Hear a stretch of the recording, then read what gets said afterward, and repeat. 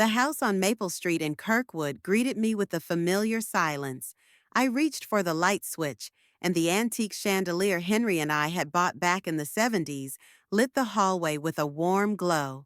For 35 years, I'd been turning on that light when I came home, but it was only for the last 10 years that no one had greeted me. Henry left suddenly, a heart attack right in the garden as he was trimming the rose bushes. Sometimes I think I can still hear his footsteps in the kitchen. I'm 77 and my name is Ophelia Haggard. I've worked all my life as a cashier at the Goodman supermarket in the center of our town. I never aspired to a career, but I loved my job. Over the years, I got to know all the locals, their habits and preferences. Many people still greet me on the street, even though I have been retired for 12 years. As I unpacked the grocery bags, I glanced at the calendar hanging on the refrigerator. Today is the 23rd day of October, Wednesday. 2 more days until the monthly family dinner. I circled Friday with a red pencil, even though I already remembered the day. How could I forget when every last Friday of the month has gone from a joyous family event to a real challenge? My only son Nathan used to come running to these dinners with such enthusiasm, bringing wine, making me laugh with stories from his job at an advertising agency. That all changed 5 years ago when he married Yvette Prescott. Since then, our meetings had become strained, and our conversations filled with innuendos and subtle hints. I put the kettle on and pulled out my favorite cup from the cupboard, a gift from the school children when I'd helped organize the Christmas fair at the local school. It had, "To the best Ophelia in the world," written on it in scrawled childish handwriting. The phone rang as I poured the brew. Seeing my son's name on the screen made my heart race. "Hi, Mom." His voice sounded impatient, as it always did lately. "Did you remember Friday?" "Of course not, Nathan. I already bought the groceries. I'll make your favorite apple pie." "Great." I heard the office buzzing on the phone. "Listen, Yvette and I were thinking, uh, maybe you could make something lighter. She's on a diet right now, you know." I bit my lip. Yvette always had a reason to criticize my cooking. "All right, darling. How about salmon and vegetables?" "That sounds good." He didn't sound very enthusiastic. "By the way, Mom, we need to have a serious talk on Friday." My heart squeezed. I already knew what it would be about. For the third month in a row, Nathan was having the same conversation. "About what, son?" "About your future." He paused. "Mom, this house is too big for you alone. Yvette and I found some smaller apartments in a modern complex. There's a concierge, a nurse on the first floor." "Nathan," I tried to keep my voice firm, "we've talked about this. I don't want to move." "But it's irrational." His tone became irritated. "You're spending half your pension on a house you don't need. What if you fall down? Who's going to help you?" "I have neighbors, and your Aunt Virginia lives 10 minutes away." "Aunt Virginia is a little younger than you." He cut him off. "Mom, be reasonable. Sell the house, buy a smaller apartment, and invest the rest of the money. Or," he hesitated, "or help me and Yvette. You know we want a bigger house, especially if we have kids." That was it. I sighed. How delicately he brings up the real reason. They want my money. "Let's discuss it on Friday, son. I need to get the laundry off the rope before it starts raining." I hung up the phone, feeling my hands shaking. This house had once been full of laughter and love. Now every room was like a battlefield where I was trying to defend my right to stay here for the rest of my days. I went out into the garden. The October wind was tearing the last leaves from the trees. Henry and I had planted this garden right after we were married. Every bush, every tree is connected to a story. There's the maple we planted when Nathan was born. And there's the apple tree where he first fell and broke his arm. How can I sell all this? By evening, the weather had turned completely bad. Rain drummed on the roof, and I turned on the old floor lamp by the armchair. I opened the photo album. It always made me feel better in times of trouble. Here was Nathan at 5 years old on his bike. Here's his first day of school, high school graduation, university, first job. What happened to that boy who came every Sunday to help me with the garden? Who called just to see how my day was going? Maybe I really have become a burden. Maybe he's right and it's time for me to move. No. I slammed the album shut. This house isn't just walls and a roof. It's my life, my memories, my independence.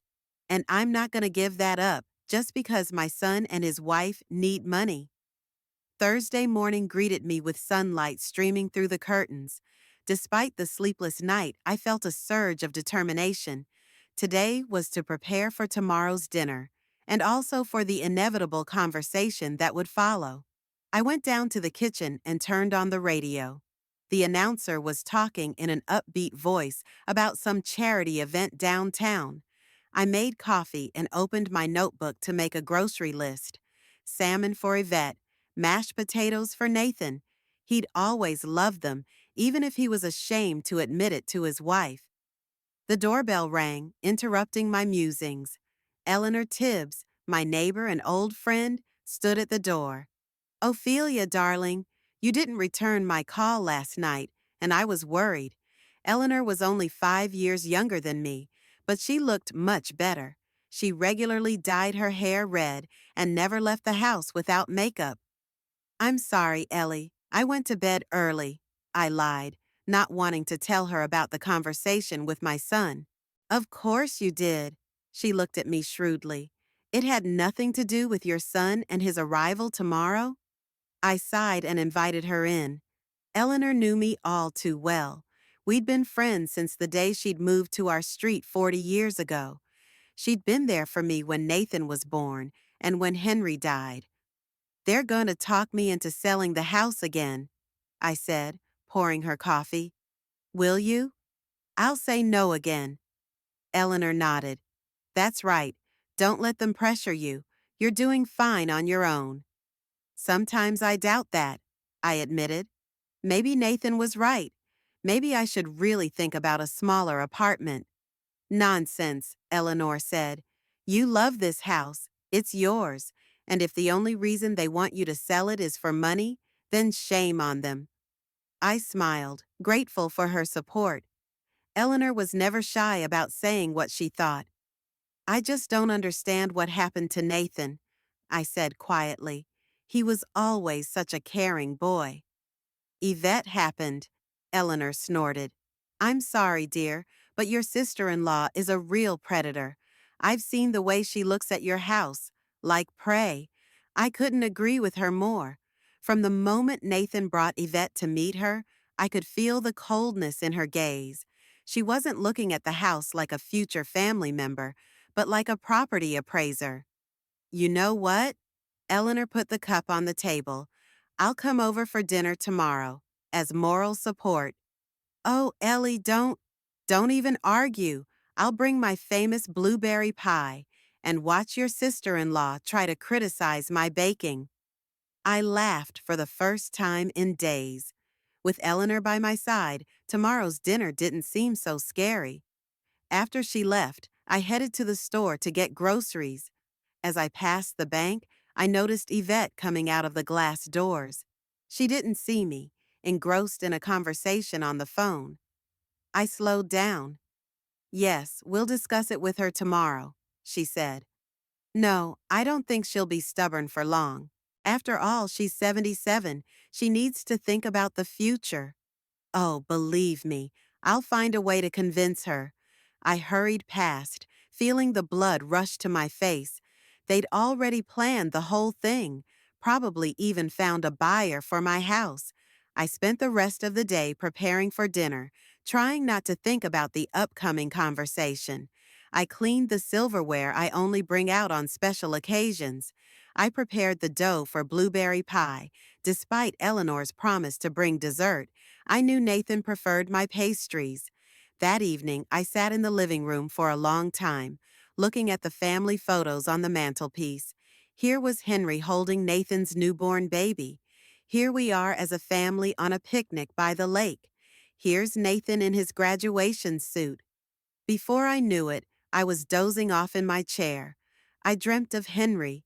He was standing in the garden, pruning roses, and he said, "Don't give up our house, Ophelia. It's not just walls, it's our life." I woke up with a firm resolve. No matter what happens tomorrow, I will not let Nathan and Yvette take away the last thing that ties me to the past. This house is mine, and it will stay that way. Friday began with a fine, annoying rain. I woke up earlier than usual, even though sleep hadn't been a happy visitor in recent years, especially on days like today, when anxiety was a heavy hoop around my chest. I walked slowly down to the kitchen, holding onto the banister. My knee was aching again, a sure sign of changing weather. Kettle, breakfast, pills, the familiar ritual I found comfort in. Glancing at my watch, I noted that I still had plenty of time before Virginia arrived. My younger sister had promised to arrive by lunchtime to help with dinner preparations, but I knew the real reason for her visit: moral support. Virginia had always been my little squire. Even as a child, when the neighborhood boys teased me about my freckles, she, a 5-year-old babe, would rush to my defense with belligerent cries. She's 72 now, but that fighting spirit hasn't gone anywhere. A phone call interrupted my musings.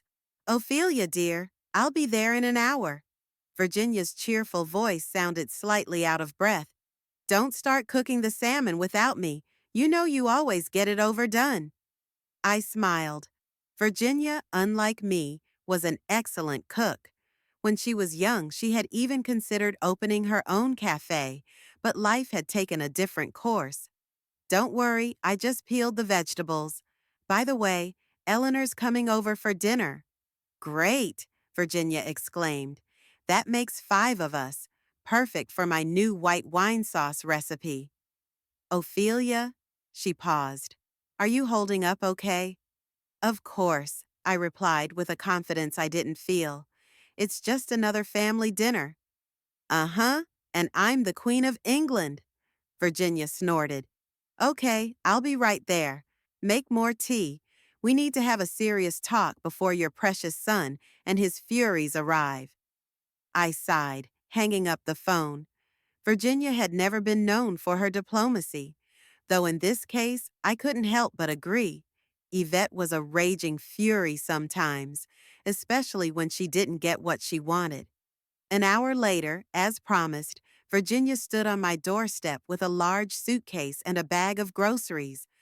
"I decided to stay for the weekend," she explained, catching my eye. "After dinner tonight, you're going to need some moral support." I didn't argue. My sister's company was just what my troubled heart needed. Virginia took off her coat and went straight to the kitchen. Her vigor had always made me a little jealous. She was still active and full of vigor in her 72 years. "Okay," she said, looking at the food I'd prepared. "I see you're cooking salmon for your picky daughter-in-law. Isn't that a bit much of an honor?" Nathan asked for something light. I shrugged. "Yvette's on a diet." "Another one." Virginia snorted, pulling a bottle of white wine out of her bag. "I don't know how anyone can torture themselves for their figure. At our age, we should be enjoying food, not counting calories." I smiled silently. Virginia, despite her love of delicious food, had always been slim, unlike me. It must have been her father's genes, which she had inherited. We set to work, and the kitchen was filled with pleasant smells and soft conversation. Virginia was talking about her neighbor, who had recently returned from a Mediterranean cruise and was pestering everyone with pictures and impressions. "Would you like to go on a cruise?" she suddenly asked, interrupting her story. I hesitated, slicing cucumbers for the salad. "I don't know. I never thought about it. Henry and I always dreamed of traveling after we retired, but he left early," Virginia finished softly. "Ophelia, don't you think it's time to start living for yourself? You're 77, But that doesn't mean you have to sit at home and wait. She didn't finish, but I knew what she meant. I don't want to sell the house, I said firmly. That's not what I meant. Virginia set the knife aside. Just think about it. Maybe a smaller apartment would free you from worrying about this huge house, give you a chance to spend money on yourself, on traveling, on hobbies. I looked at her in surprise. And you're doing the same? I thought you were on my side. I'm always on your side. Virginia put her hand on my shoulder. I just want you to be happy. And if that means letting go of the past, this house isn't just the past, I countered. It's my life, my memories. Memories will stay with you wherever you go, Virginia said softly. But if you're sure, I am. I nodded.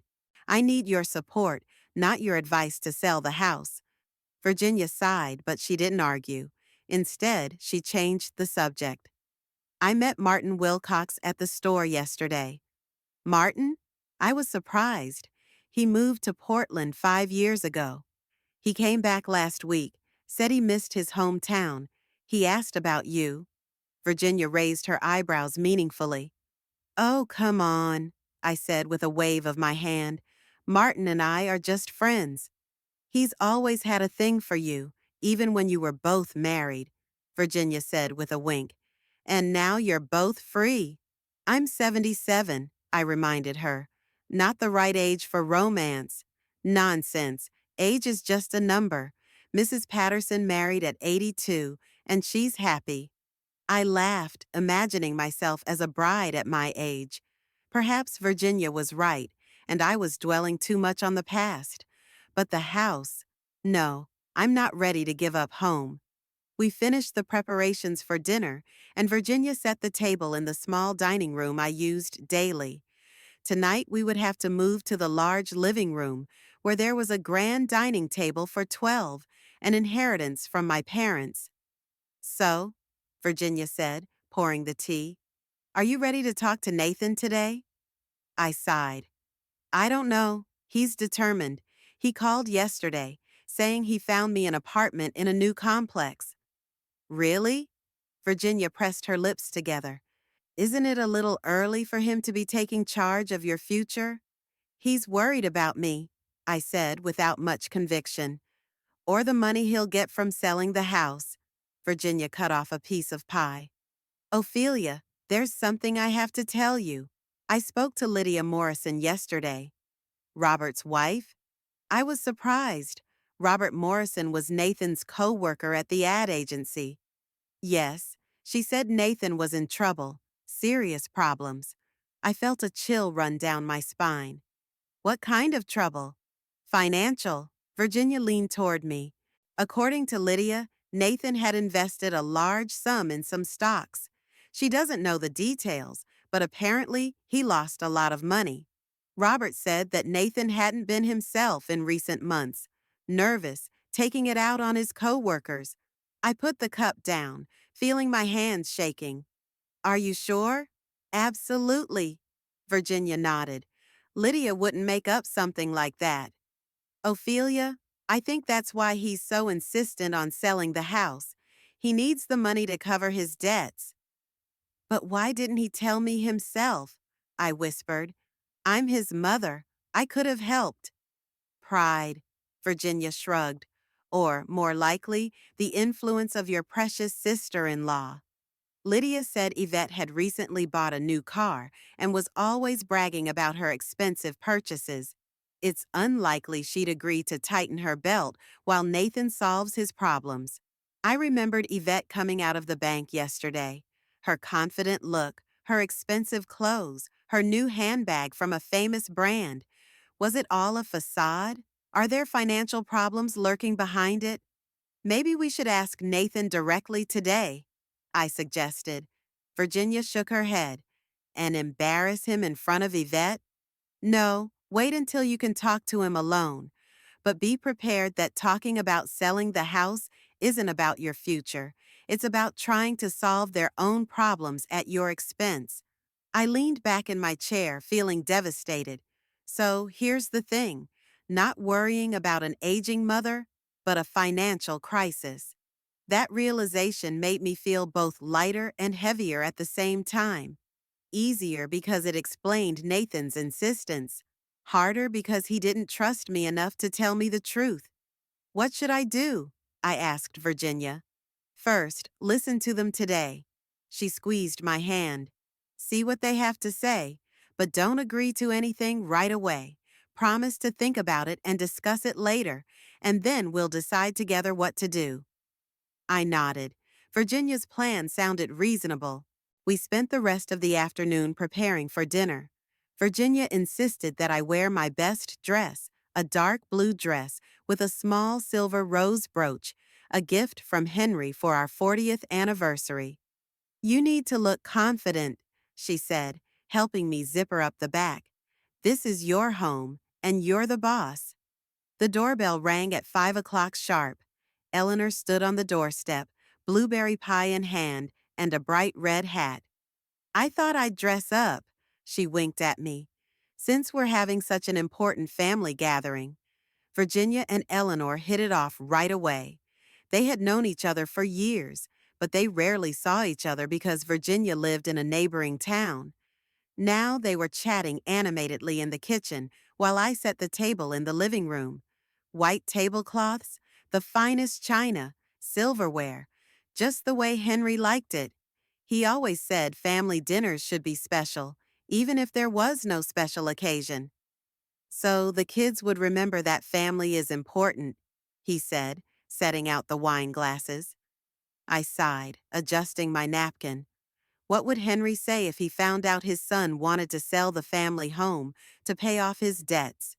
Would he be disappointed, angry, or would he just wave his hand and say, as he often said in his lifetime, family comes first, Ophelia. Even if they're wrong, they're still family. They're late, Virginia remarked, entering the living room with a vase of flowers. It was already 7:30. I shrugged. Nathan was always late, and with Yvette's arrival, it had become a tradition. A very rude tradition, Virginia snorted. When we were growing up, being late for dinner was unacceptable. I smiled, remembering my mother's stern voice. Only those who don't respect the labor of the hostess are late to the table. A phone call interrupted my memories. I hurried into the hallway thinking it was Nathan, warning me of the delay. But the voice on the phone was not my son's. Ophelia, it's Martin, Martin Wilcox. Virginia said I could call.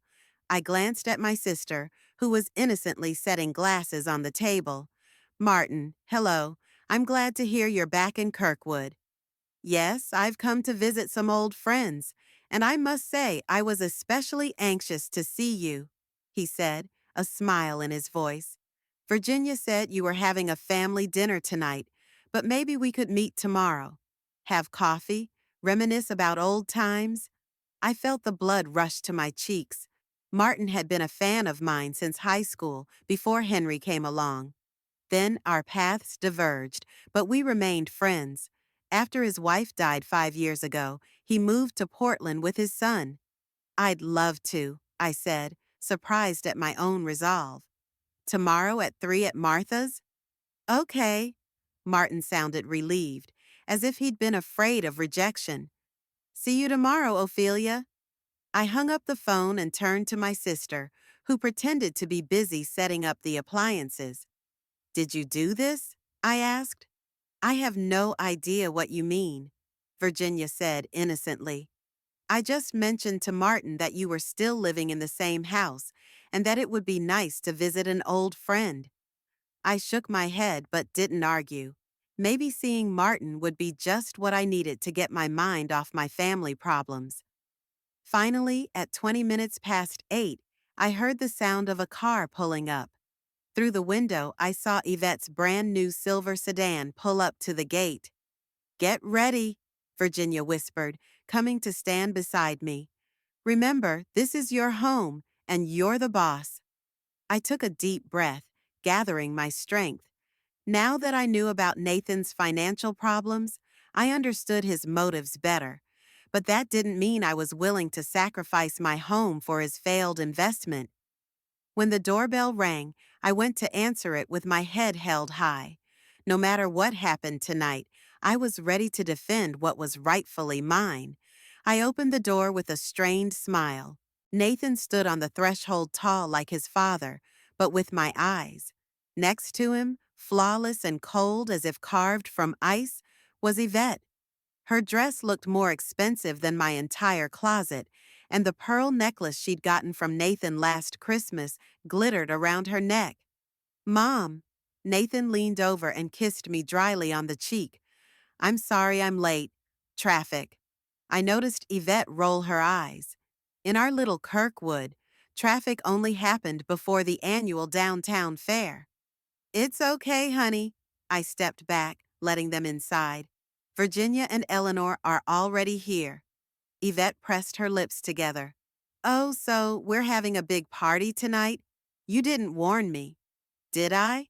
I pretended to be surprised. I thought I'd mentioned it. Anyway, dinner's on the stove, and there's plenty for everyone. Nathan hung up his coat and helped Yvette take off her expensive cashmere coat.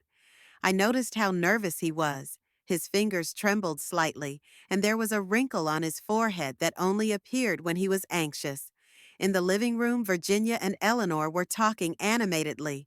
When she saw Nathan, Virginia stood up and opened her arms. Nephew, won't you give your old aunt a hug? Nathan smiled sincerely, the first real smile of the evening, and hugged Virginia. Aunt Virgie, you haven't changed at all. Nonsense, she said. I'm getting old just like everybody else. I just know how to hide it. Yvette said a polite hello to both women, but I noticed her shoulders tense. She wasn't expecting witnesses for the conversation they'd planned.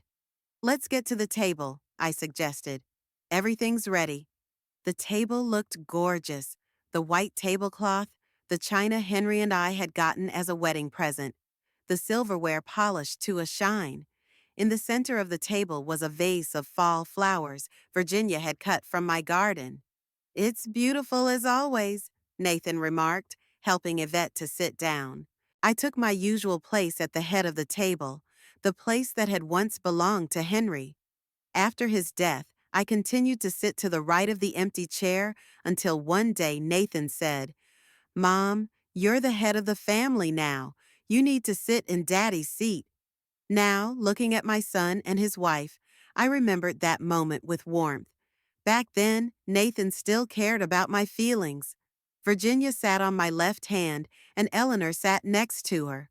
Nathan and Yvette sat across from me. I put the baked salmon on plates, added vegetables and mashed potatoes. Yvette, as I expected, refused the potatoes. They look delicious, she said with a polite smile, but I have to watch my figure.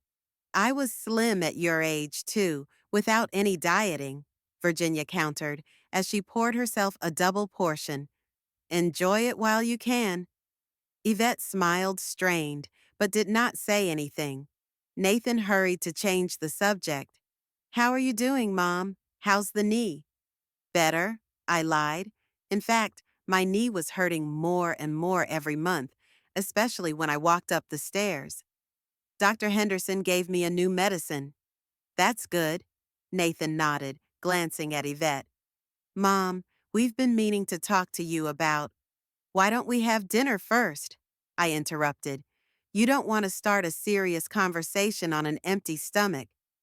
Virginia supported me, and the next 20 minutes were spent discussing local news and gossip. Nathan tapped his fork impatiently on the edge of his plate, and Yvette barely touched her food, occasionally glancing at her watch. Finally, when the main course had been eaten and Virginia had brought tea and cake from the kitchen, Nathan cleared his throat. Now, Mother. He looked at Yvette as if looking for support. Yvette and I have been thinking a lot about your future. Really? I calmly poured myself a cup of tea. That's so sweet of you. The thing is, he continued, this house is too big for you alone. Maintenance, repairs, taxes, it's a burden at your age. I can handle it, I replied. For now, maybe, Yvette interjected. But what about a year from now? 2 years from now? Your pension is not infinite, Ophelia. I noticed Virginia tense up. She'd never approved of Yvette's manner of addressing me by my first name rather than mother, or at least Mrs. Haggard. We found a lovely apartment in the new Golden Autumn complex, Yvette continued, specially for the elderly. There's a concierge, a nurse on the first floor, weekly activities. You won't be lonely. I'm not lonely now, I countered. I have friends, neighbors, a garden. But it's not the same as living in a community of people your age. Yvette smiled with fake concern. Besides, by selling this house, you'll not only be able to buy an apartment, but also create a financial cushion for the future. That's it. I looked at Nathan, who was avoiding my gaze. What will be left after buying the apartment and creating this cushion? I asked bluntly. Well, Nathan hesitated. We thought you could help us with the down payment on the house. We're planning kids, after all, and we need more space. I felt Virginia put her hand on mine under the table, a gesture of support. Eleanor watched the conversation silently, but I could see the resentment in her eyes. So you need the money, I said bluntly. It's not me you're worried about. It's your financial situation. That's not true, Nathan protested. Of course we are worried about you. It's just, it's better for everyone. For everyone or for you? I asked quietly. Yvette sighed with feigned patience. Ophelia, let's face it, you can't keep this house forever. Sooner or later you're going to have to sell it. So wouldn't it be better to do it now, when you can still enjoy the proceeds? Maybe, Virginia intervened. Nathan should just admit that he was having financial problems and ask for help directly instead of manipulating his mother. There was a heavy silence in the room. Nathan turned pale, and Yvette threw Virginia an annihilating glare. What are you talking about? Nathan said at last. About your bad investments, Virginia answered. About the money you lost in the stock market. Who told you that? Nathan looked shocked. Is it true? I asked, feeling my heart clench. Nathan swallowed and looked away. Yes, I've had some setbacks, but it's temporary, and it has nothing to do with our proposal. Don't lie to your mother, Virginia said sharply. You're in trouble, and instead of honestly asking for help, you're trying to force her to sell the only thing she has left, her house. That's enough. Yvette slammed her palm on the table. We didn't come here to be blamed. We're offering a reasonable solution for everyone. I shook my head. Selling my house is not a reasonable solution for everyone. It's a solution to your problems at my expense. Nathan, if you need help, why didn't you just ask? Nathan looked cornered. Yeah, I didn't want to bother you. Besides, you always said this house was our family inheritance. I thought that by selling it, you could provide for your old age and we could provide for our future. At the expense of my present, I said quietly. Nathan, this is my house. I'm not going to sell it. Yvette made an annoyed sound. You just don't understand. At your age, it's illogical to cling to such a big house. It's selfish. Selfish? I could feel the anger rising in me. Is it selfish to want to stay in the house where I've lived all my life? Where you grew up, Nathan. Where every corner holds the memory of your father. Memory doesn't pay the bills, Yvette said coldly. Nathan, tell her. Nathan looked like he was being torn apart. Mom, we just want what's best for us, Mom. For ourselves, I finished the sentence. Not for me. Oh my God, you're so difficult, Yvette exclaimed. We offer you a reasonable solution, and you act like a stubborn child. Nathan gave her a warning look, but it was too late. Yvette, this is my mother, he said in a strained voice. So? Yvette turned to him. We've been beating around the bush for months. It's time to be blunt. Either she sells the house and helps us, or we lose everything. Nathan jumped up, his face contorted with anger. Enough! Enough of this selfishness. You only think about yourself, not about your family. Nathan, I tried to calm him down. Let's talk calmly. No, he was almost shouting. I'm tired of talking. I'm tired of asking. What's that? I stood up, looking him in the eye. Then get out of here, he shouted, his face red with rage. Get away from the table if your goddamn house is more important than your own son. There was a deafening silence in the room. My son, my boy, just told me to clean up in my own house, at my desk. I slowly pushed back my chair and, trying to stay upright, headed for the stairs. Behind me, I heard a noise. I think Eleanor said something harshly to Nathan, and Virginia kept reprimanding him. In my room, I sank to the edge of the bed. Get out of here! Those words rang in my ears like a slap in the face. Half an hour later, there was a quiet knock at the door. Ophelia? Virginia's voice. May I come in? I didn't answer, and she gently opened the door. Oh dear. Virginia sat down next to me. Don't take it personally. He's just desperate. And Yvette? I asked. Is she sitting downstairs too? Yes, and just imagine, she took your place at the table, sitting there like a queen.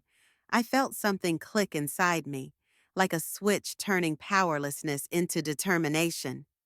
Help me up, I said to Virginia. I have an idea. I walked over to the dresser and pulled a file folder from the top drawer. Remember the Kirkwood Historical Society? How they were interested in our house for their Kirkwood Living History project. Virginia nodded. They offered to buy the house for their foundation, but on the condition that I could live here for the rest of my life as a curator. And when I died, the house would become a museum. And you agreed? Virginia opened her eyes wide. I signed the preliminary agreement last week. I pulled out the papers. After that conversation with Nathan, I realized I had to do something. I didn't want the house to be sold and torn down. It's, this is genius, Ophelia. They're offering a good deal, and you can live here like you used to. Exactly. I felt a surge of confidence, and I can use the money any way I want, including helping Nathan if he'd stop pressuring me. An hour later, pulled together, I went down to the dining room.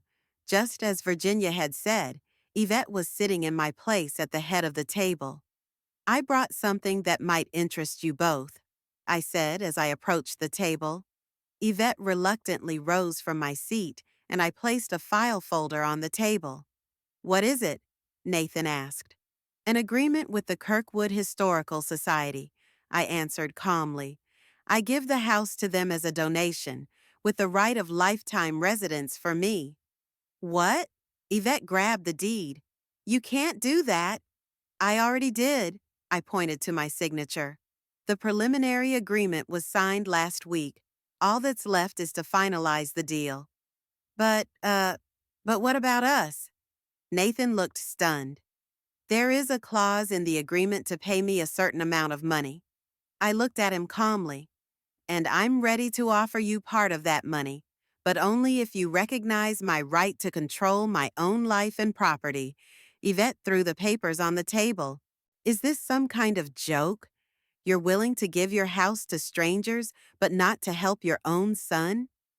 Nathan looked from the papers to me and back again. Mom, I don't know what to say. Thank you would be a good place to start, Virginia said. Or, I'm sorry for what I said. I'm sorry, Mom. I was wrong. You didn't mean it? Yvette turned to him. She just robbed us of our chance to get the full value of the house. But they're giving me something more important than money. I looked her straight in the eye. The chance to stay in my house for the rest of my life, and the assurance that it will be preserved for future generations. Yvette snorted and looked away. This is ridiculous. Nathan, tell her she can't do that. But Nathan remained silent, studying the documents. Finally, he looked up. The amount? It could really help us. Not to solve all the problems, but to buy us some time. Is that all? Yvette shook her hands. Are you giving up? Yvette, that's enough, Nathan said tiredly. Mom is right. It's her house. It's up to her. Yvette looked at him fiercely, then at me. It's beautiful, just fine. Stay in your museum piece, Ophelia, and we'll manage on our own somehow. She grabbed her purse and headed for the door. Nathan hurried after her. I watched them leave, and a strange calm filled me. For the first time in a long time, I felt in control, that my home was truly mine, and no one could take it away from me. The morning after the family dinner was overcast. Rain drummed on the roof, dripped down the window panes, blurring the outline of the garden. I sat in the kitchen with a cup of cold tea, listening to the sounds and trying to collect my thoughts. The events of last night played over and over in my mind. Nathan's angry face, his words thrown in anger, Yvette's haughty look as she took my place at the table, and their shocked expressions when I placed the deed of the house to the Historical Society in front of them. How are you? Virginia walked into the kitchen, bundled up in an old knit cardigan. Did you sleep? Hardly, I admitted. I kept thinking about what had happened. Had I done the right thing? Virginia sat across from me, her hand resting on her chin. Do you doubt it? I shrugged. I don't know. Maybe I really am selfish. Maybe I should have sold the house and split the money like they wanted. And moved to Golden Autumn? Virginia snorted. Into that old people's cage with the concierge and the nurse? No, thank you. You did the right thing, Ophelia. This house is yours, and only you can decide its fate. I nodded, but doubt still gnawed at my soul. Nathan was my only son. I'd raised him, loved him more than life itself. Would our relationship be ruined over a house? You offered to help him with the money, Virginia reminded me, as if she'd read my mind. That was very generous of you, especially after everything he'd said. He was desperate, I sighed, probably afraid of losing everything. That doesn't excuse his behavior. Virginia took my hand. And besides, Yvette didn't even think to apologize. To her, you're just an obstacle to her money. I couldn't agree more. From the beginning, Yvette had treated me with barely concealed contempt. To her, I was just an old woman who was in the way of their lives. You know what? Virginia said. Let's go to my place for a few days. Let's go to my place for a few days. You need a break from this house, from the memories. Clear your head. Oh, I'm sure I will. The house isn't going anywhere, she interrupted. Eleanor had promised to look after it. Besides, maybe being away will make your son think about his behavior. I hesitated. On the one hand, the idea seemed tempting. On the other, I was afraid to leave the house, as if it might disappear while I was away. Think about it, Virginia continued. It's quiet, peaceful. There's a lake nearby, a beautiful park. We could go for walks if the weather cleared up, or just sit on the veranda with tea and books. It sounded really nice. Besides, Virginia was right. I needed a distraction, an outside perspective. Okay, I finally agreed. Let's go to your place. For 3 or 4 days, no more. Virginia brightened. That's great. Pack your things and I'll call Eleanor. She'll need to come over to water your flowers. An hour later, we were putting our suitcases in the trunk of Virginia's car, an old but well-maintained Ford. I looked around the house one last time, checking to make sure all the windows were closed and all the doors were locked. Don't worry, Virginia patted my shoulder. You'll be back in a few days, and everything will be fine. If only I had known then how wrong she was. Virginia's house in Greenfield, 30 miles from Kirkwood, was a cozy one-story cottage with a large veranda and a garden that flowed into a small woodland. It was here, on the edge of Greenfield, that Virginia and I grew up. When our parents died, she inherited the family home, and I got the money with which Henry and I bought a house in Kirkwood.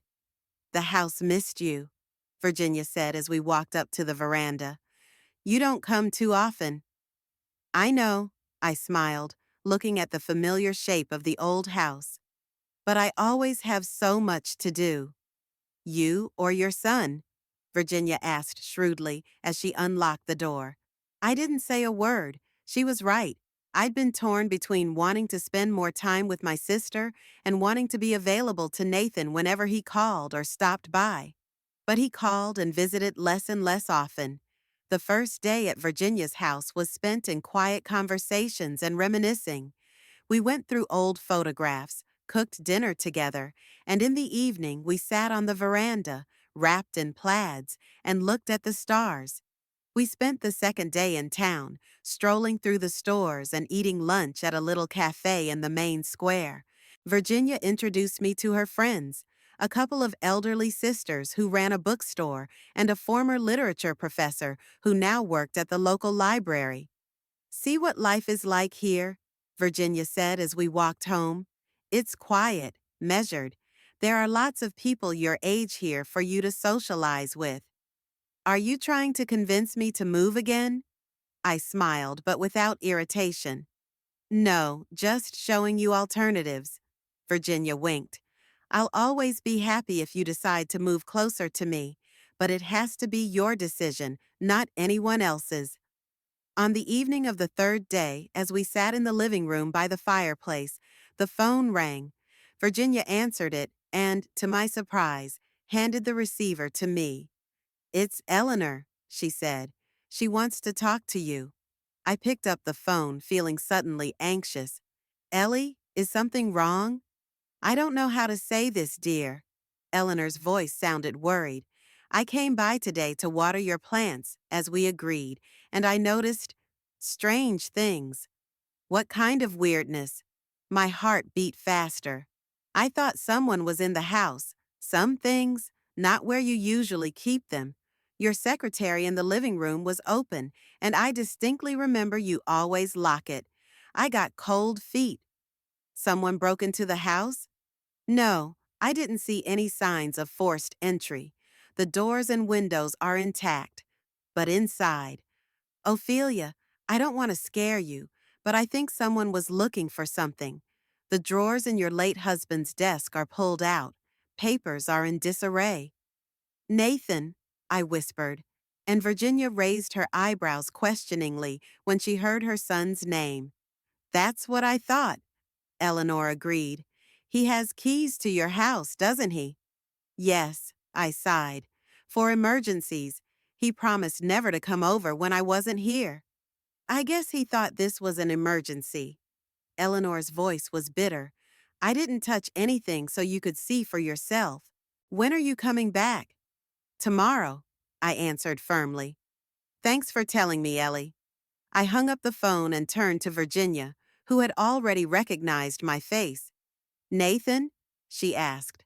I think he was looking for the deed to the Historical Society. I sank into my chair, feeling my knees shake. Eleanor said someone was going through Henry's papers. Virginia shook her head. I never thought he'd stoop to such a thing, breaking into your house when you're not there. He has keys, I reminded her. That doesn't give him the right, Virginia countered. Keys are for emergencies, not for spying on you or looking for documents. I couldn't help but agree. Deep down, I'd always known that one day Nathan would grow up and stop being my little boy. But I never thought he'd become this, a man willing to invade my home, violate my privacy for money. Thank God I brought the paperwork with me, I said. The file with the agreement was in my bag. I didn't risk leaving it at home. What are you going to do? Virginia asked. I wondered. What could I do in a situation like this? I would talk to him, I finally decided. Ask him directly why he was there, and maybe change the locks. Virginia nodded. That makes sense. One more thing. Finalize the deal with the Historical Society as soon as possible. The sooner it's made official, the less chance Nathan has of changing anything. The next morning, Virginia and I drove back to Kirkwood. I was nervous the whole way, imagining what I might find in my house. What if Nathan wasn't just looking for documents? What if he had damaged something trying to find them? When we pulled up to the house, I was relieved to see that everything looked normal from the outside. No signs of forced entry, broken windows, or broken doors. Eleanor was waiting for us on the porch, nervously rubbing the strap of her purse. "I'm so glad you're back," she said, hugging me. To be honest, I was afraid to leave the house unattended after what I'd discovered. "Thanks for looking after it, Ellie."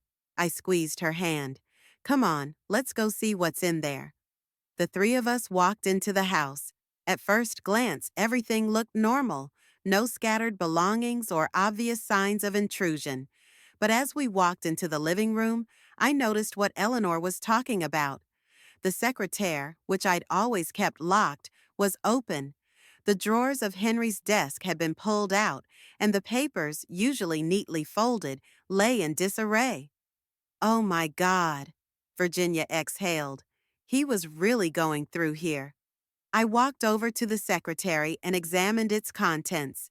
Important documents, insurance papers, homeowners' certificates, old tax returns. Everything was turned over, as if someone had been looking for something specific. "It's a good thing you brought the agreement with you," Virginia remarked. "Otherwise, he would have found it here." I nodded, still unable to believe that my son could do such a thing. "I'll check the rest of the house," Eleanor suggested. "See if there are any footprints." Virginia and I stayed in the living room, trying to organize the scattered papers. "It wasn't just the agreement he was looking for," I said, going through the papers. "Look, there are old bank statements, deposit information. He wanted to know how much money I had." Virginia shook her head, not hiding her indignation. "This isn't just disrespectful anymore, Ophelia. It's an invasion of your privacy. It's a betrayal." I couldn't agree more. It's one thing to argue with me about selling my house, but it's quite another to sneak into my house and go through my personal papers. "Girls," Eleanor's voice came from upstairs. "You'd better come up here." Virginia and I exchanged worried glances and hurried to the second floor. Eleanor stood in the doorway of my bedroom, pointing to the closet. The doors were open, and the contents had been rifled through. "He was looking even here," she said.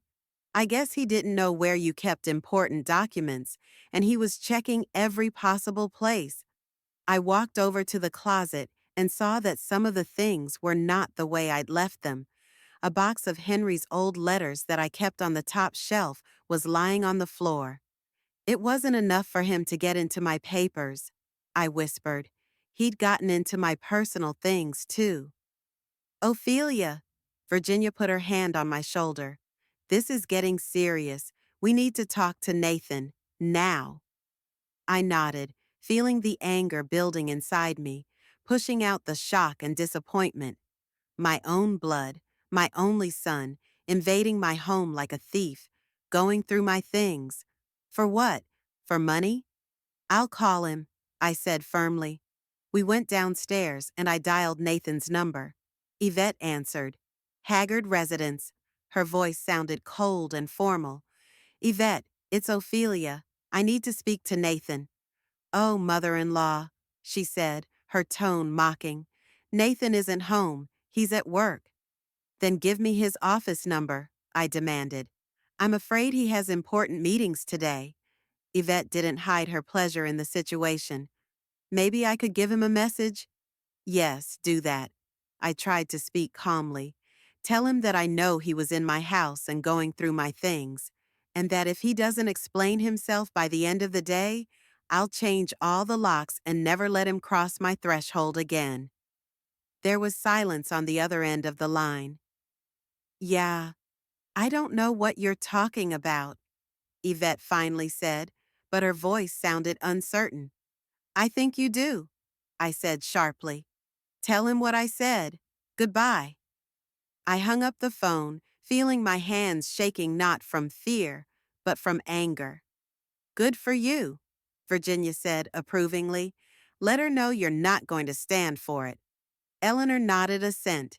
In the meantime, she suggested, let's get the house in order. And maybe we really should change the locks, just in case. I smiled gratefully at both of them. In that moment, I realized that a real family was one that supported you in times of need, not one that betrayed you for its own sake. The day passed with chores around the house. Virginia, Eleanor, and I tidied up the living room and bedroom, put the papers in their places, and checked to see if anything was missing. To my relief, everything of value, the jewelry, the money I kept at home, was still intact. Nathan was only interested in the documents. Toward evening, when we were finished and sitting down to tea in the kitchen, the doorbell rang. It must be him, Virginia said. Do you want us to leave? I shook my head. No, stay. I want this conversation to have witnesses. Eleanor went to open the door. A minute later, Nathan came into the kitchen, pale and puffy, but with a stubborn expression. Mom, he said instead of greeting, I need to talk to you, alone. Anything you have to say, you can say in front of Virginia and Eleanor. I pointed to the chair across from him. Sit down. Nathan sat down reluctantly, casting a disgruntled look at my defenders. Yvette said you called. Something about the locks. Don't pretend you don't understand. I looked him straight in the eye. You were in my house while I was gone, going through my papers, my personal belongings. Why, Nathan? He held my gaze for a few seconds, then averted his eyes. Yeah, I wanted to see the agreement with the Historical Society. Make sure they weren't lying to you. Don't lie to me, I shook my head. You were looking for the agreement so you could try to undo it, and at the same time, you were checking to see how much money I had. Nathan clenched his fists until his knuckles turned white. Okay, yeah, I was looking for a settlement. Because what you did is crazy, Mom. You're giving away a house that could be good for all of us to some strangers. This house belongs to me, I said quietly. Not all of us. It belongs to me, and I alone decide its fate. But I am your son, Nathan exclaimed. Your family. Is some historical society more important than blood? Did you act like a son when you broke into my house? I asked. When you went through your father's personal belongings? Nathan lowered his eyes, and I saw that his cheeks were pink with shame. I was desperate, he mumbled. Yvette and we're in really serious financial trouble. The bank is threatening to foreclose on the house if we don't make the payments by the end of the month. And that's why you decided to take my house? I shook my head. Nathan, if you had come to me honestly, told me your problems, asked for help, I would have done everything I could. But instead, you tried to manipulate me, and when that didn't work, you invaded my home. I know it was wrong. Nathan looked up at me. I'm sorry, Mom. I was out of my mind with worry. I watched him carefully, trying to see if his remorse was sincere or another attempt at manipulation. Keys, I finally said, holding out my hand. What? Nathan looked confused. The keys to my house. Give them to me. His face stretched in surprise. But, but what if something happens to you? How would I get inside? Eleanor will keep a spare set. I nodded toward my friend. I don't trust you anymore. Nathan looked as if I'd hit him. Slowly, with apparent reluctance, he pulled a bunch of keys out of his pocket and unhooked two of them, the front door and the back door. Here, he placed them on the table between us. But know that I did it for both of us. Don't you realize that for an old man to keep a house like this? That's enough, I interrupted. I don't want to hear that argument again. My decision about the house is final. The paperwork has already been sent to the Historical Society to finalize the deal. It was a lie. I hadn't had time to contact the society since my return. But Nathan didn't need to know that. As for your financial problems, I continued, I'm willing to help you, but on my terms. No, Yvette, no pressure. If you're really in trouble, come to me alone, and we'll talk like adults. Nathan hesitated, clearly torn between pride and necessity. Think about it, I said, standing up. Now please go away. I'm tired and I want to rest. He stood up, still not looking me in the eye. Mom, Not now, Nathan. I shook my head. I need time to process what you've done, and so do you. Nathan nodded and walked out of the kitchen without saying goodbye. A moment later, we heard the front door slam. You were great, Virginia said, putting her arm around my shoulders. I hope he learned his lesson, Eleanor added. Though with a wife like Yvette, I sank back in my chair tiredly. Do you know what the saddest part is? I'm not even sure he acted of his own free will. Yvette may have pushed him. That's no excuse, Virginia said firmly. He's a grown man, not a puppet, and he has to take responsibility for his actions. I nodded, realizing she was right. Nathan had made his choice, and now I had to make mine. After Nathan left, I couldn't get over it for days. The same thoughts kept running through my mind. How had we gotten to this point? How did my loving son turn into a man who would invade my home for money? And most importantly, what to do next. Virginia stayed with me for a couple more days, but then she had to go home. She had some business planned in Greenfield.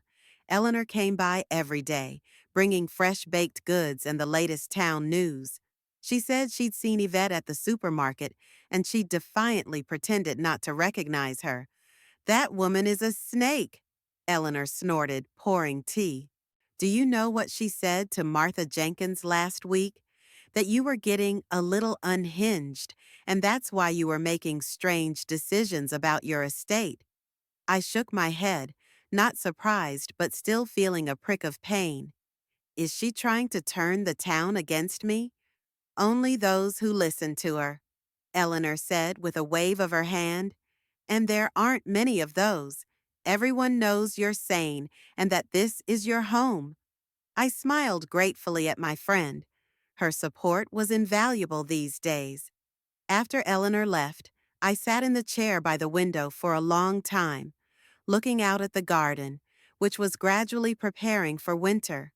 The leaves of the maples had already fallen, and the rose bushes were covered with special material to survive the cold. Henry had always said that a garden was a reflection of life, periods of bloom followed by wilting, but winter was always followed by spring. Spring. I suddenly thought about the fact that I had already lived 77 years, and there weren't many springs left in my life. Do I want to spend them in an endless struggle with my son and daughter-in-law? In grudges and misunderstandings? No, I wanted peace and dignity. I wanted to keep what I held dear, my home, my memories, my independence. But I didn't want to end my relationship with my only son. I got up and went to the phone. It was time to make a decisive move before the situation went too far. The phone rang for a long time, and I was about to hang up when it rang. Yes? Nathan's voice sounded tense. Nathan, it's Mom, I said, trying to keep my voice calm. We need to talk. A serious talk. Mom, if this is about the house again, it's not just about the house, I interrupted. Everything. About our relationship, about your financial problems, about the future. I suggest we meet tomorrow. You and Yvette come to my place for lunch. There was silence on the other end of the line. Nathan? I called out. I'm here. He sounded uncertain. It's just, are you sure you want to see Yvette after everything that's happened?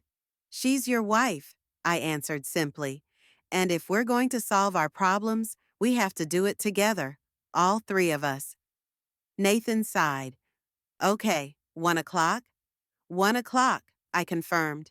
And Nathan, please come with an open heart and a willingness to listen. I'll do my best, he promised, and I could hear in his voice the tones of the boy I'd raised. See you tomorrow, Mom. As I hung up the phone, I felt a strange mixture of anxiety and hope. Perhaps all was not yet lost. Perhaps we could find a solution that would suit everyone. I spent the evening making preparations, mapping out the conversation, and thinking about every word I was going to say. I realized that this might be my last chance to make things right with my son and not lose him completely. The morning was clear and cold. The first frost covered the grass in the garden, making it look as if someone had scattered tiny diamonds on the green carpet. I got up early to make lunch, nothing fancy, just the roast Nathan had loved since he was a kid, and apple pie for dessert. Not because I wanted to bribe my son with food, but just to create a warm, homey atmosphere for our difficult conversation. At 1:30, the doorbell rang. I was surprised. It was still 30 minutes before the appointed time. When I opened the door, I saw Eleanor on the doorstep. "Ellie, what are you doing here?" "I came to support you." She entered the house, carrying a basket of fruit. "Don't worry, I'm not going to be in the middle of your conversation. I just wanted to make sure you were okay before they came." I smiled, touched by her concern. "I'm fine, really. I'm ready for this conversation." Eleanor looked at me carefully. "Are you sure? They can be difficult conversationalists."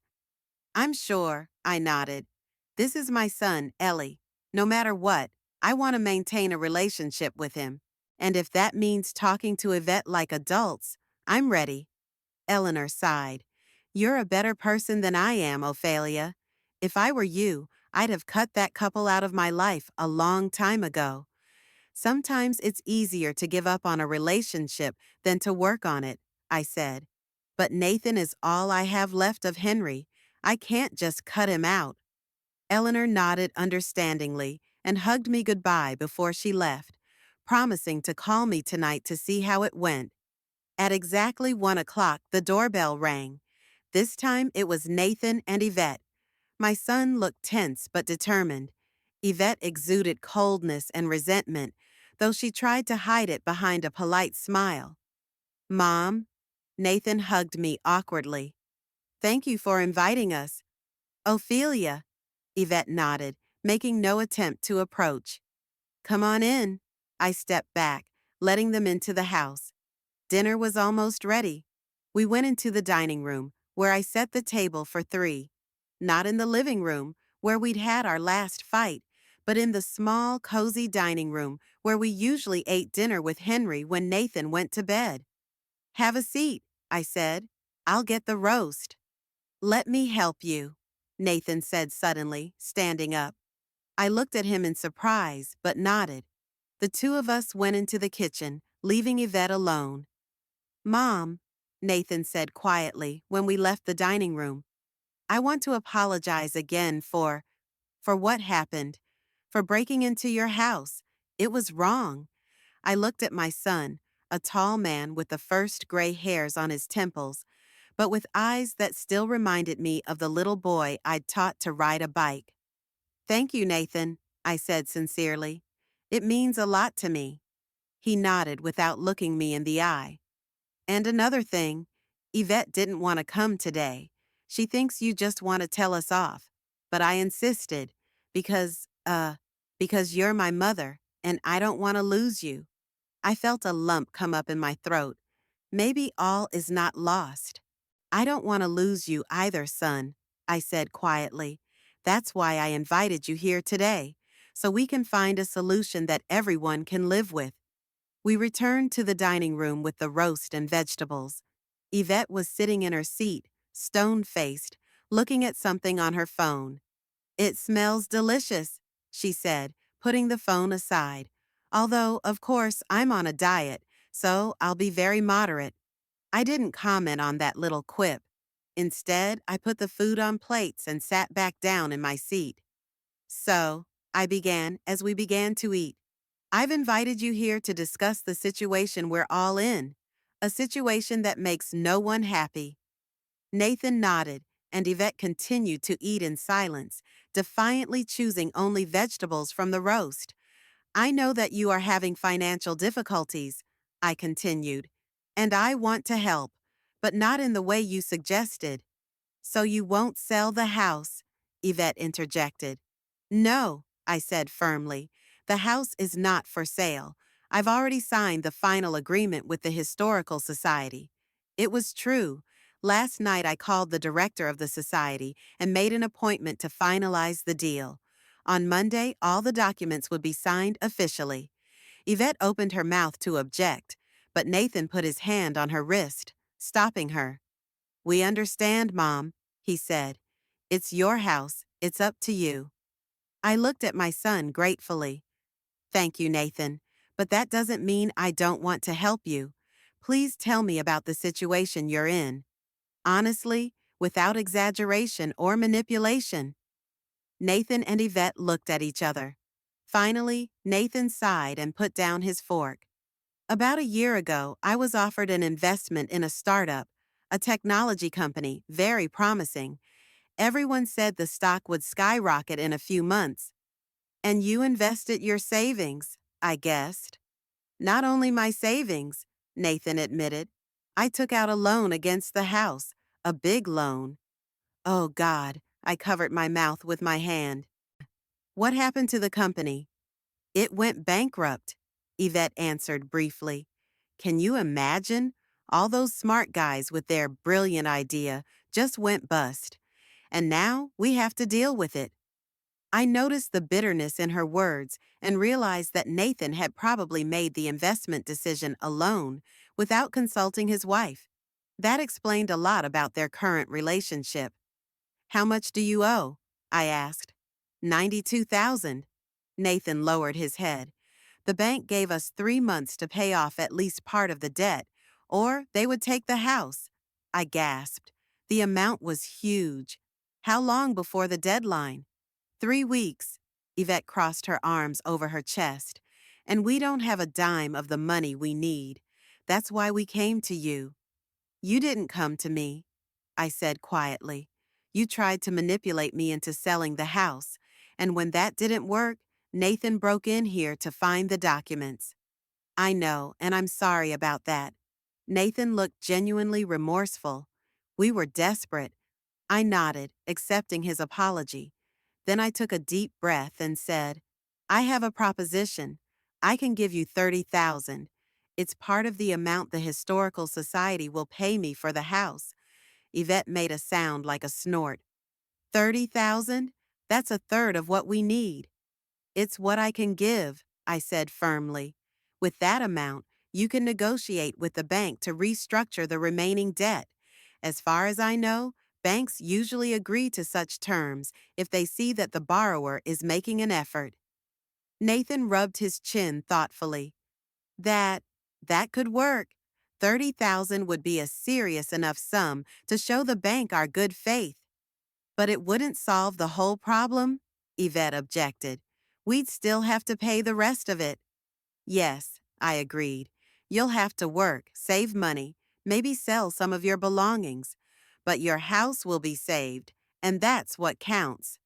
Yvette shook her head, clearly unhappy with this turn of events. But Nathan looked at me with growing hope. Mom, that's very generous of you, especially after everything that has happened. I have conditions, I said. Of course, Yvette sighed. There are always conditions. Yes, there are. I looked her straight in the eye. First, you both have to accept that my house is my house, and I'm the only one who decides what to do with it. No more talk of selling it, moving into a nursing home, or me being out of sorts. Yvette blushed, clearly realizing that I was aware of her gossip. Second, no attempts to sabotage my deal with the Historical Society. It will be finalized on Monday, and I expect you both to accept that as a fait accompli. Nathan nodded. That's fair enough. What else? And finally, I paused. I want us to restore normal family relations. No manipulation, no pressure, no coldness. I'm not asking that we become best friends. I glanced at Yvette. But I want us to treat each other with respect. Yvette pressed her lips together, but didn't say anything. That's all, I finished. $30,000 in exchange for respecting my decisions and restoring the family relationship. What do you say? Nathan looked ready to agree immediately, but Yvette put her hand on his shoulder, stopping him. We need to discuss this in private, she said. Do you mind, Ophelia? I nodded. Of course, you can use the living room. In the meantime, I'll go get dessert. They left the dining room, and I began to clear the plates. Through the wall, I could hear muffled voices coming from the living room. Yvette was saying something harsh, almost hissing, and Nathan was answering more quietly, but insistently. I didn't try to eavesdrop, just did my work in the kitchen, making tea and slicing apple pie. 10 minutes later, they returned. Yvette looked disgruntled but resigned, and Nathan looked more relaxed than before. We agree, he said, sitting down at the table. And I want to thank you for your help, Mom. It really, it's saving us. Yes, thank you, Yvette added reluctantly. I smiled, feeling a heavy weight lifted off my shoulders. I'm glad we could come to an agreement. Now, let's enjoy our dessert, and you can tell me how you're doing. Apart from the financial problems. The rest of the lunch passed in a relatively calm atmosphere. Nathan talked about his work and his plans for the future. Yvette was mostly silent, but occasionally made remarks that did not sound hostile. When it was time to say goodbye, Nathan suddenly hugged me. A real hug, as when I was a child. Thank you, Mom, he whispered, for everything. I love you, son, I said, feeling tears coming to my eyes. No matter what. Yvette confined herself to a formal goodbye. But even that was an improvement over our previous encounters. When they left, I sank into my chair, feeling a strange mixture of fatigue and relief. I didn't know how sincere their agreement to my terms had been, especially on Yvette's part, but I had done the best I could. I had reached out and set boundaries. Now all that was left to do was wait and see if anything would really change in our relationship. But for the first time in a long time, I felt hope. Hope that I could keep my home and my son, that I wouldn't have to choose between material comfort and family ties. I looked at the picture of Henry on the mantelpiece. He was smiling at me from a picture taken on our silver wedding day.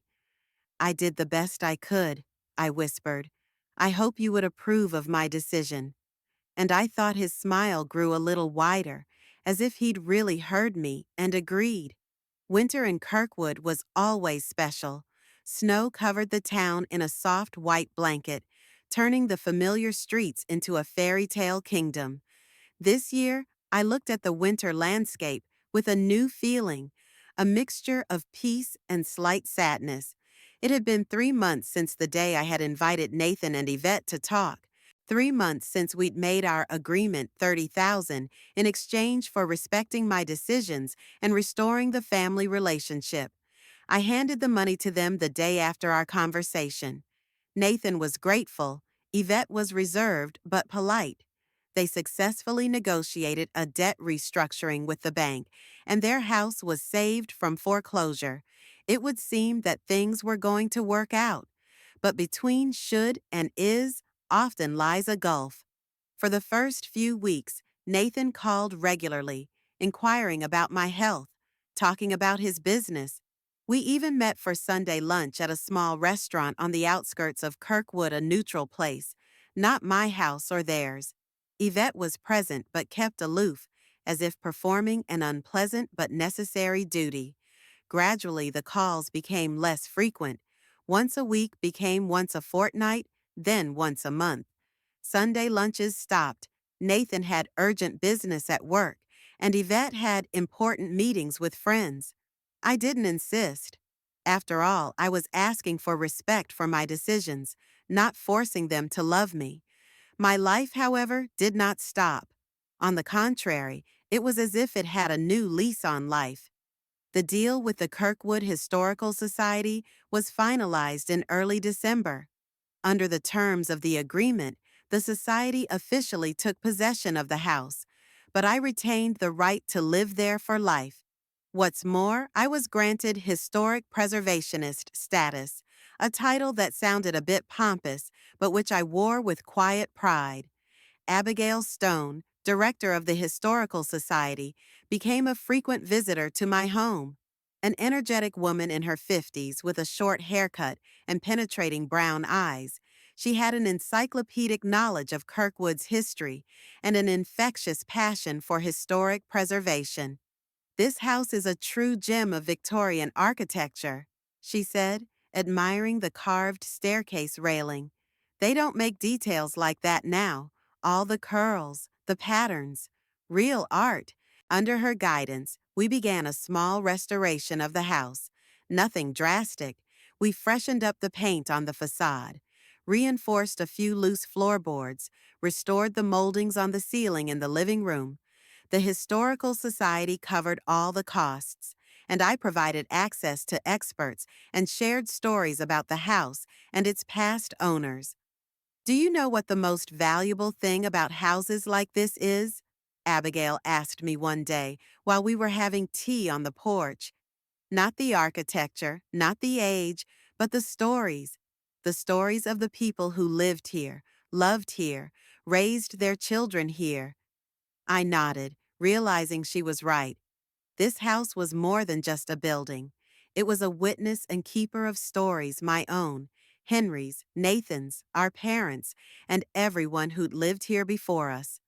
At Abigail's encouragement, I began to write those stories down, first just for myself, then for the Historical Society archives. I wrote down everything I could remember, how Henry and I first saw the house and fell in love with it immediately, despite its shabby appearance, how we gradually furnished each room, turning the old building into a cozy nest, how Nathan was born, and we converted a small room into a nursery, painting the walls blue and drawing ships on them. These records suddenly aroused the interest of members of the society. "We could organize a small exhibition," Abigail suggested one day. "Stories of the old house or something like that, with photos, excerpts from your notes, maybe some artifacts." The idea struck me as odd at first, putting your personal life on display. But the more I thought about it, the more appealing the idea seemed.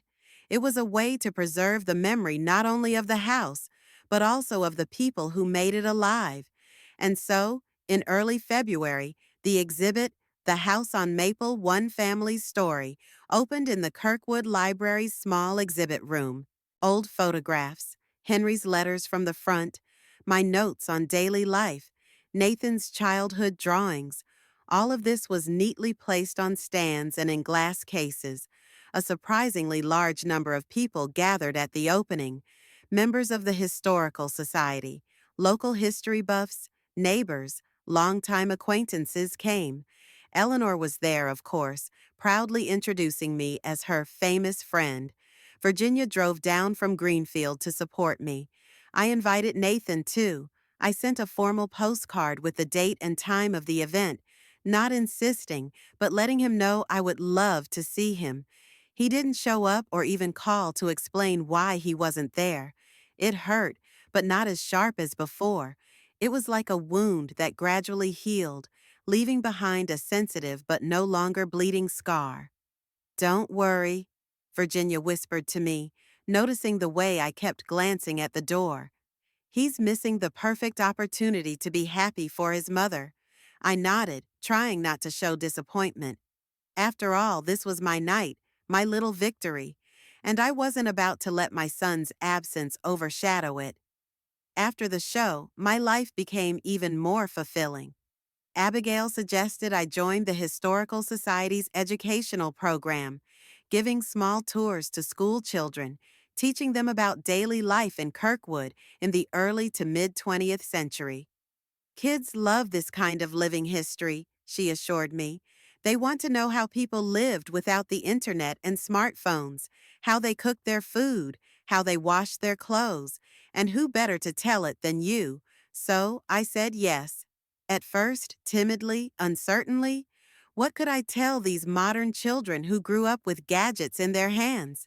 But it turned out that it was my experience, my memories of life without technology, that they were most interested in. Is it true that you washed your clothes by hand? Asked a little girl with pigtails, looking at the old washboard I was demonstrating. And how did you listen to music without iPhones? Wondered a boy with glasses. Did you really write letters by hand and mail them? Wondered a red-haired girl with freckles. I answered all their questions, showed them old things stored in the attic, a hand grinder, a kerosene lamp, a gramophone with records. The children listened with their mouths open, and their teachers thanked me for the living history lesson. Spring came to Kirkwood early this year. As early as March, the first flowers began to sprout, and by early April, my garden was a riot of color. I've always loved gardening, but this year it has become an especially important activity for me. It was as if each new sprout, each bud blossoming, was a symbol of my own new life. Abigail, noticing my passion for the garden, suggested another idea. Why not make your garden part of our annual Kirkwood Historic Gardens tour? Many of the plants in your garden are unique to our region, and some of the rose bushes, I understand, were planted back in the 30s. And so, in early May, my garden became one of the stops on the tour. Dozens of people walked the winding paths, admiring the roses Henry had brought back from England and the lilacs planted by the parents of the previous owners of the house. I stood on the veranda, watching strangers photograph my flowers, and felt a strange sense of pride and satisfaction. My house, my garden, it was as if they had a new life, a new purpose. You look happy, Eleanor said as she joined me on the veranda. I thought about what she said. Was I happy? After everything that had happened, after being disappointed in my son, after all the turmoil of the last few months? You know, I said slowly, I'm not sure happy is the right word, but I feel contentment, a peace, like I'm finally in my place, doing what I'm supposed to be doing. Eleanor nodded understandingly. You've found freedom. Freedom to be yourself, to not have to conform to other people's expectations. She was right. For the first time in years, I didn't feel like Nathan's mom or Henry's widow. I was just Ophelia, a woman with her own life, her own interests, her own social circle. Of course, there were hard moments. Sometimes in the evenings, when the house was quiet and darkness was closing in outside the window, loneliness would come over me. I would pick up Nathan's picture and think, how might our relationship have turned out if he hadn't married Yvette? Or if I had set clearer boundaries from the beginning? Or if Henry had been alive and able to talk to his son, man to man? But those moments were becoming rarer and rarer. Life was too full to indulge in fruitless regrets. In May, Virginia asked me to go on a little trip with her. Just for a week, she persuaded me. We'll go to the coast, rent a house by the ocean. We'll breathe the sea air and bask in the sun. I'd have said no before. Who'd look after the house? What if Nathan wants to come over? What if something happened?